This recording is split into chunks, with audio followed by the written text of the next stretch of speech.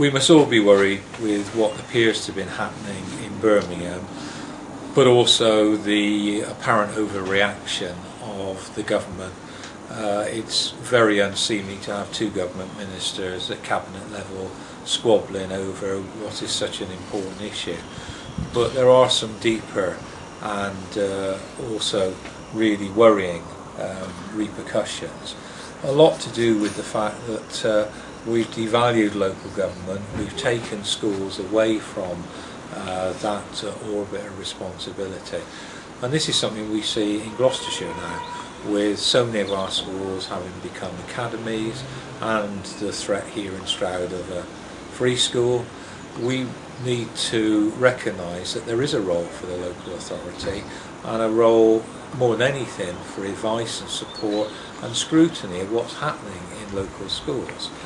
Now that's one issue, but I would link that very closely to the announcement of the County Council that it's going for a further £75 million worth of cuts. That comes on top of the existing £110 million worth of cuts, which has led to about 2,500 members of staff losing their jobs. Gloucestershire, if it carries on the way it's going, will cease to exist. Now I may be a supporter of unitary local government so that we can sort out the mess there is in this county between district, city councils and the county council. But what would happen if we went to unitary at the moment is you'd be inheriting so little from the county council.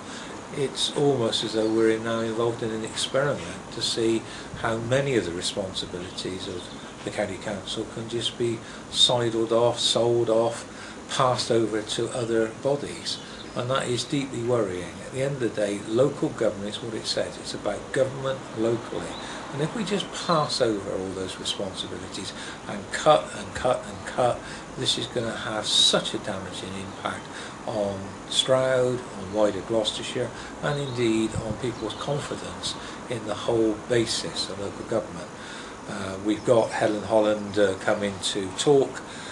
She's a leader of the Labour group on Bristol City Council. She's coming to talking politics.